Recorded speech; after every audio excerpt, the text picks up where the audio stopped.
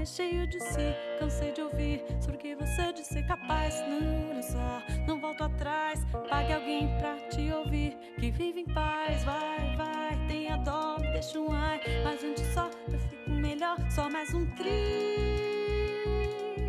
fim. Eu sei cuidar de mim. Passa e já me pego rindo ao final da novela. Com a solidão não sonha seu fim. Sinto tudo por vir na mira da minha janela. Pra tanto não, um tanto de sim. No refrão de hoje, eu converso com a cantora e compositora Verônica Ferriani. Verônica, bem-vinda ao refrão. Eu estou muito feliz de estar aqui com você, André. Obrigada pelo convite. Eu sei que você é de Ribeirão Preto, uma paulista. Sim. Como é que começou a sua conexão com a música? Bom, desde muito nova, eu ganhei um violão com 8 anos. E eu venho de uma família muito musical, né? Meus pais se reuniam, meus avós, todo mundo toca violão, canta um pouco, toca algum instrumento de percussão. E a gente sempre se encontrou em volta da música, né? Sempre era um momento de muita alegria. Eu queria fazer parte daquilo, de alguma forma. Então, quando eu ganhei esse violão de Natal, acho que foi a minha primeira participação, assim, a oportunidade de entrada nesse universo. E aí comecei a estudar violão e tal, mas meus pais não são músicos e ninguém é músico profissional em casa. Então, acho que eu tinha para mim também que ia ter uma outra carreira e que a música era um hobby, mas um hobby sério, assim, sabe? Um hobby de muito gosto. E aí você foi estudar arquitetura, né, na Isso. USP. E como é que foi essa história de sair da faculdade para ser cantora? Como é que começou esse gosto por ser cantora, por ser intérprete? Foi uma transição natural, na verdade, porque eu comecei a estudar música. Eu soube de uma grande amiga que tinha parado a faculdade para estudar música. Ela era uma cantora, é uma cantora até hoje muito boa, Giana Viscardi. E ela realmente parou no segundo ano e foi estudar na Groove. É um curso livre de música numa universidade. E quando eu estava lá para o terceiro, assim, final do terceiro ano, eu resolvi também fazer estudar música pela primeira vez, assim, porque eu tinha estudado violão um pouco, nunca tinha estudado canto, sei lá, eu só gostava de cantar. E foi assim que eu acho que eu fui mergulhando e entendendo que realmente o meu lance era mais até na música, embora eu seja apaixonada por arquitetura, a forma como as pessoas interagem com o espaço, como o espaço determina, né, o relacionamento das pessoas e o uso e tal. Mas eu realmente, assim, tinha que ser cantora e com o tempo acho que eu fui entendendo isso, né? Meu pai também foi entendendo, porque demora um pouco para você, né? Ele levou um susto. Levou. Eu acho que a carreira de música, ela cada vez mais vem sendo natural. Mas a primeira reação da família, assim, quando não é uma família já de artista, né? É tipo, nossa, é muito difícil, como que ela vai sobreviver? Sei lá, eu era boa aluna, sabe? Tipo, vai desperdiçar. E eu acho que teve um processo de transição, assim, até todo mundo entender que era sério e tal. E hoje em dia são, assim, primeira fila sempre. E como é que foi essa história de começar na velha guarda do samba? Olha, foi muito natural também, eu acho. Quando comecei a cantar, o primeiro convite eu recebi do Chico Saravia, que é um compositor, violonista. Ele tinha ganho o prêmio Visa, que na época era um prêmio muito famoso, muito importante em São Paulo, né? Yamandu, André Memari, Mônica Salmazo, Renato Braz, eram alguns dos artistas que tinham ganho esse prêmio anos anteriores. E o Chico ganhou como compositor. Ele tinha gravado um disco com a Selmar, Nausete, uma série de artistas e precisava de alguém para cantar no show, porque claro que ele não podia levar todos esses artistas para o palco. E aí a gente se conheceu. Ele me abriu muitas portas com esse show, com essa turnê. Eu fiz parte da banda dele durante um bom tempo. E num dos shows eu conheci a Beth Carvalho. Já, assim, muito de cara, primeiro ano de carreira, eu tive essa oportunidade. E a Beth me abriu muitas portas. Depois a Roberta Valente, que é uma cantora, uma pandeirista, instrumentista e articuladora do choro, muito importante lá em São Paulo. também foi a um show meu com o Chico Saraiva e também me abriu muitas portas. E, de repente, eu estava no Carioca da Gema, lá no Rio, cantando semanalmente com a Áurea Martins, que é uma grande referência para mim como cantora. Estava em São Paulo, no do Borogodó, também semanalmente. E antes disso, ainda fiz o Traço de União, que é uma casa em São Paulo, abrindo os shows de pessoal da velha guarda, da Portela, da Mangueira e tudo. Então, eu acho que foi aí que eu realmente me apaixonei pelo samba. E ainda falando sobre a Beth Carvalho, que a gente perdeu recentemente, Sim. Como é que foi a experiência com ela no palco?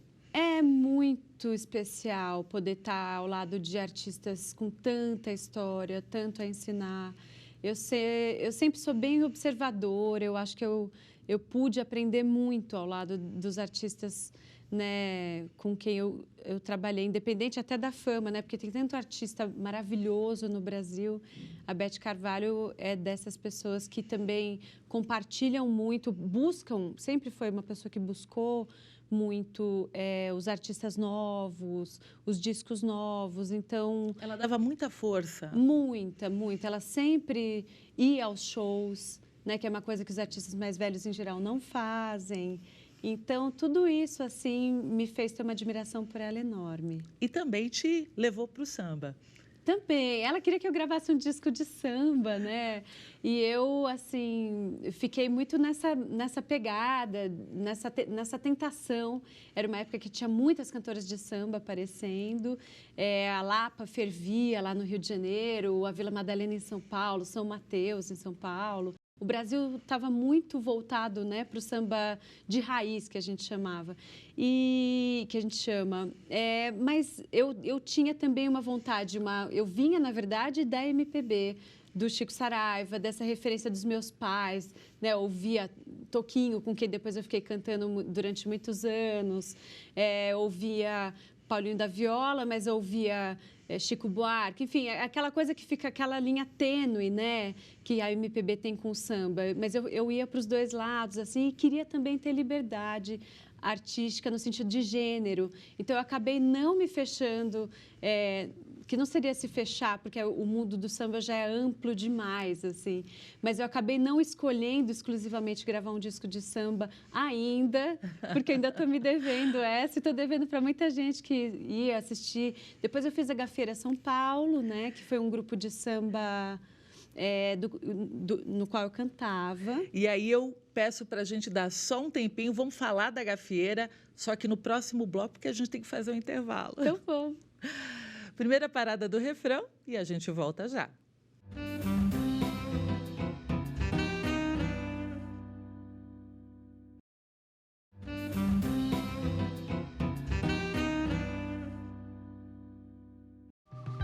Sim, fugi, aqui não me arrependo. Respirei fundo, vim olhar o mundo pra voltar o olhar pra dentro.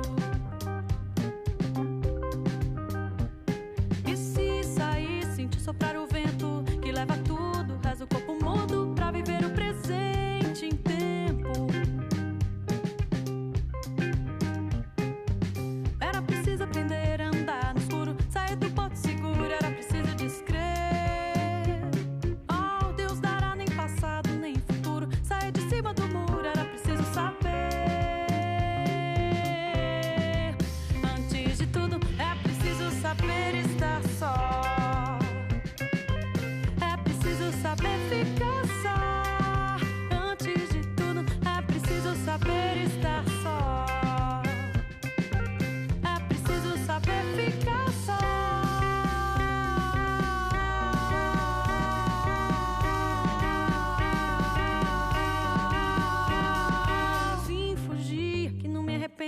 Respirei fundo, vim olhar o mundo pra voltar o olhar pra dentro. A gente está de volta com um refrão com a cantora e compositora Verônica Ferriani. Verônica, continuando aí nosso papo sobre a Gafieira, vocês ganharam o prêmio da música brasileira, como é que foi? Ai, foi incrível, porque a gente subiu no palco, nós, Alcione e Zeca Pagodinho, foi assim uma coisa... inesquecível, que eu guardo para sempre. Era Isso um foi em grupo, 2011. né? Era um grupo formado... Era uma banda de gafieira com todos os músicos assim da minha geração, todo mundo que tinha outros trabalhos também. Cada um está tocando com um agora, com gente assim, com artistas muito bacanas, todo mundo com carreira. E a gente tinha essa banda, eram 11 músicos. E essa banda durou alguns anos. A gente tinha uma temporada no Tom Jazz, que foi uma casa também muito importante lá em São Paulo. Você deve ter conhecido. Conheço. Da época que você morou lá.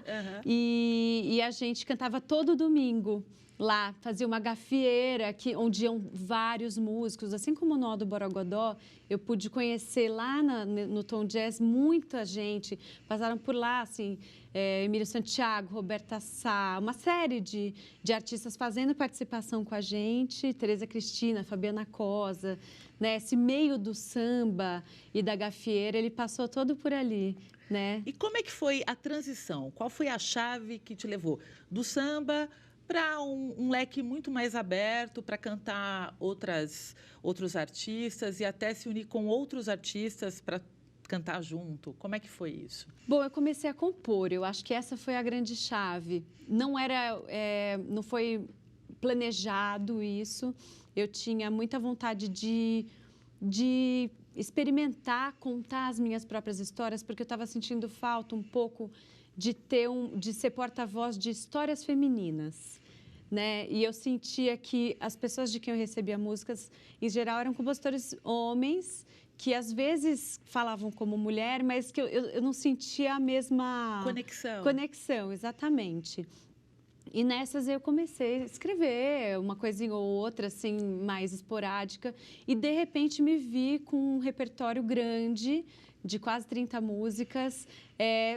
Já fui, ao longo do processo, descobrindo a temática sobre a qual eu queria falar, e no final apareceu o disco que eu fui vir a lançar em 2013, que se chama Porque a Boca Fala Aquilo do que o Coração Tá Cheio. É um disco bem livre. Seu primeiro disco autoral. Meu primeiro autoral, que é o meu segundo de carreira, né? Antes disso, eu tinha lançado um disco com Gonzaguinha, Palinho da Viola, Assis Valente, uma série de compositores incríveis. Mas eu senti que eu tinha que dar esse passo à frente no sentido de me expressar mesmo, sabe? E aí lancei o Porque a Boca Fala, que é um disco que me deu muita alegria. Viajei 13 países com ele, fiz mais de 120 shows em cidades diferentes, foi muito legal. Foi até um projeto, essa sua viagem ao exterior? Depois eu fiz também, no final do processo do Porque a Boca Fala... São duas coisas diferentes. São coisas diferentes. Daí eu voltei a gravar algumas coisas, eu fiz uma websérie, né, chamada Diário de Viagem Cantado, que é regravando, revisitando compositores e canções muito conhecidas da música brasileira, que é o trabalho que eu tenho como intérprete, sempre tive, né? Então, eu voltei também um pouco a isso, porque, no final, as duas coisas me alimentam, o lado intérprete e o compositor, hoje em dia. E de onde vem sua inspiração?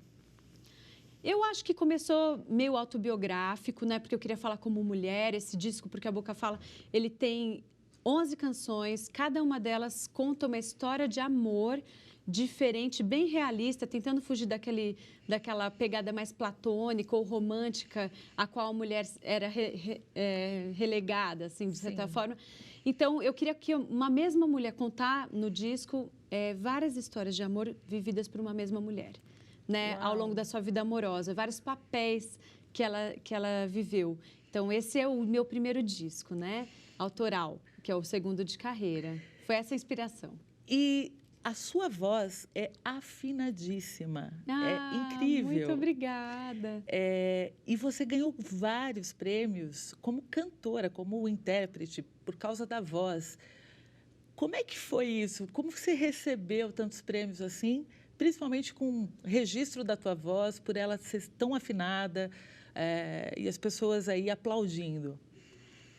Poxa, é sempre uma força a mais, né, que traz para o trabalho, assim, você receber um prêmio. O trabalho do dia a dia, ele é árduo para qualquer profissão e para o músico também, né? Essa magia que a gente passa no palco, que a gente tem que passar, porque a gente está aqui para isso, também, né? Tanto para lembrar das coisas que precisam ser lembradas, muitas vezes, mas também para passar essa magia transcendental que a arte tem o poder de trazer e de levantar na nossa vida. Mas o prêmio, ele vem como um marco sempre, né? Assim, é como se você desse um passo adiante e é uma alegria muito grande, sim. Eu fico muito feliz quando isso acontece. Tem cantoras que você se inspira? Você ouve o quê, por exemplo? Eu tenho ouvido muito a minha geração. Eu acho que a gente no Brasil está com uma geração fortíssima de artistas, compositores, músicos, intérpretes. Mas, claro, que eu venho daquela referência que eu falei, de MPB, samba, muitas artistas, muito. Eu ouço muita música. E tem alguém especial, assim, do passado que você, sei lá, se inspira para, sei lá, olha, um dia eu queria ser como ela? A Ella Fitzgerald é a minha cantora favorita, cantora de jazz, embora não tenha nada... Tem a ver, mas é uma inspiração para mim no sentido de interpretação, de expressão, de uma doçura e, ao mesmo tempo, uma força, uma contundência. Eu acho que seria a minha cantora, assim, favorita. A gente vai ter que fazer mais um intervalo, mas no próximo Sim. bloco a gente continua falando mais sobre o seu trabalho e Aquário. Sim, ótimo. Mais uma parada do refrão, a última, e a gente volta daqui a pouco, não sai daí.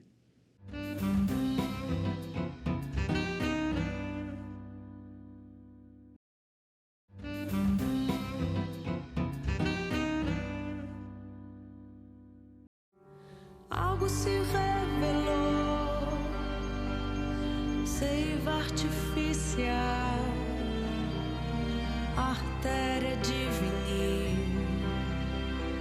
que só faz respirar por aparelhos, nem falsos rituais, nem corações febris, vertigem glacial, atmosfera lisa do seu beijo, ventres em calafrio, vértebras de metal,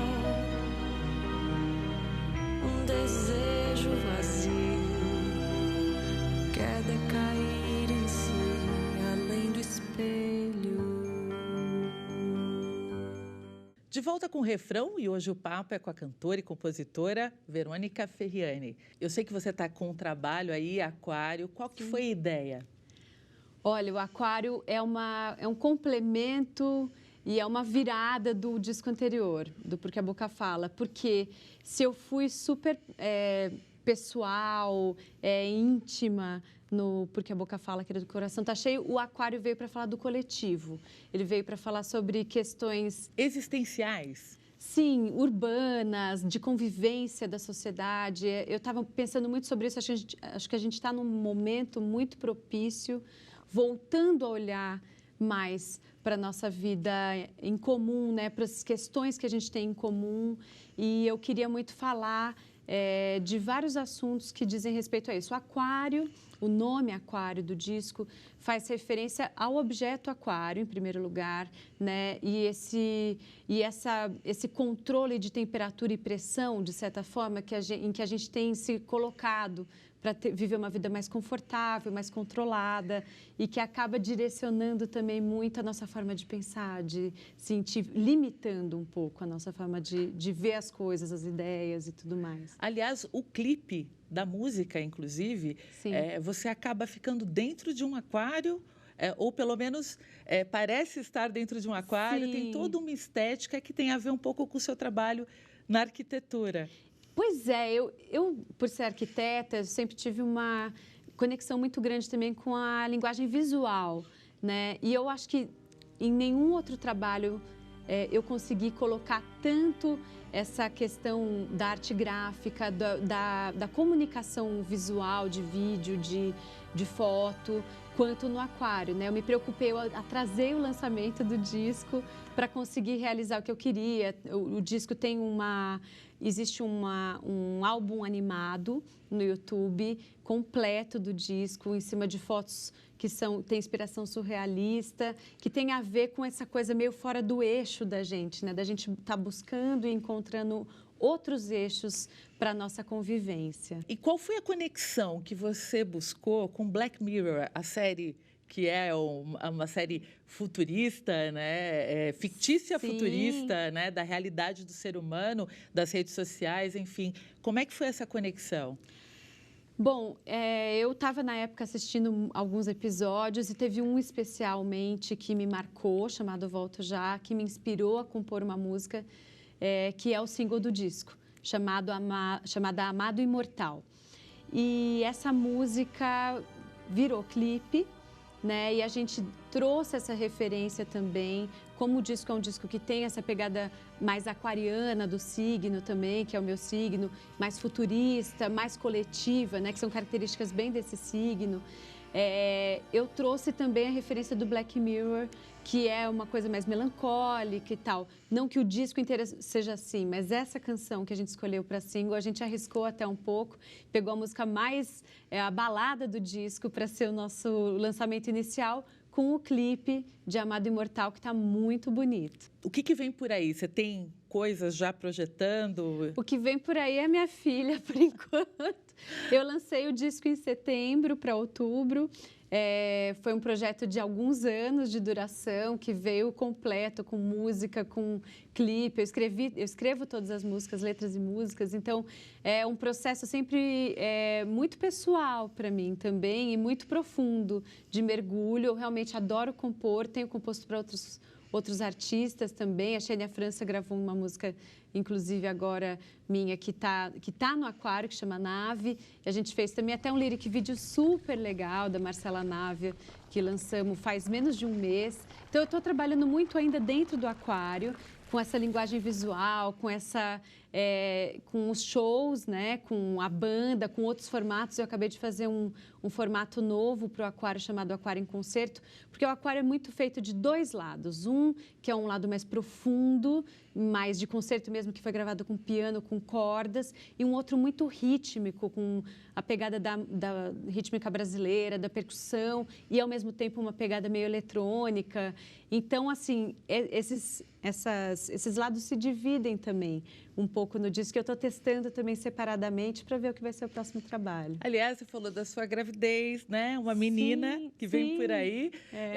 Como é que essa coisa de você estar grávida e, ao mesmo tempo, você trabalha com a música, a sensibilidade que a gente já tem, grande, natural do ser humano, ela aumenta ainda mais quando se trata de um músico. Como é que você sente isso, essa relação com a tua filha agora, assim? Como é que é essa coisa de passar música para ela? O que você sente? Eu sinto o mundo dentro de mim. Na verdade, eu brinco que eu virei um aquário agora, né? Tudo faz parte de um processo só, assim, é muito maluco. Mas porque o disco tem essa questão existencial e de repente, assim, várias certezas até que eu cheguei à conclusão no próprio disco, eu já estou rebatendo. Eu acho que a vida é isso, a gente está o tempo inteiro se revendo e se repensando. E a minha filha trouxe também muita inspiração. Eu acho que vem outras coisas bacanas por aí. Eu tenho curtido cada momento no palco, porque vou ter que ficar uns meses mais afastada, né, a partir de setembro, quando ela nascer. Então, estou curtindo, assim, cada oportunidade de estar no palco, de cantar, cantando muito para ela. Mas ela pode ser cantora, como pode ser, né, tudo que existe no mundo. Eu acho que o que eu tenho aprendido na vida é que o mundo é uma loucura, que não tem fim, assim, que você não para de ter... As mudanças são muito rápidas, esse disco é muito sobre isso também, e a gente não consegue absolutamente prever nada. Eu gosto disso. Em relação à música, o que você vê hoje? Como é que está o espaço musical, principalmente para músico independente, principalmente para músicos que querem fazer uma música de coragem, de verdades? Está mais difícil, porque claro que a gente tem mais facilidade com o volume de informações ao qual a gente está sujeito e volume de luta também de cada uma, de atividades, né? A gente está usando a música muitas vezes como pano de fundo, como alívio. Então, às vezes é difícil você se propor mergulhar, né, com profundidade através da arte. Mas eu continuo persistindo nisso, eu acho que isso é necessário para a vida. Assim, acho que a arte é um portal para essa transcendência, para outras ideias, para sair desse aquário. Verônica, eu te agradeço muito a entrevista, a tua participação e principalmente te desejo uma carreira linda e que venha aí uma linda menina também musical e iluminada como você. Muito obrigada. Eu sou muito feliz por fazer música, por ter essa criança aqui comigo, uma experimentação maravilhosa, uma oportunidade, né, única, assim, da coisa mais natural e ao mesmo tempo mais mágica está acontecendo. E muito legal conversar contigo, contar um pouco, relembrar aí esses passos que a gente vai dando, né, ano a ano, para fazer música, né, que é um sonho, né? Fazer música é realmente assim a grande maravilha da minha vida. E o programa termina aqui. Você pode acompanhar nossa programação no site da TV Justiça e também no nosso canal no YouTube, TV Justiça Oficial. Próxima semana tem mais refrão e eu te espero. Tchau!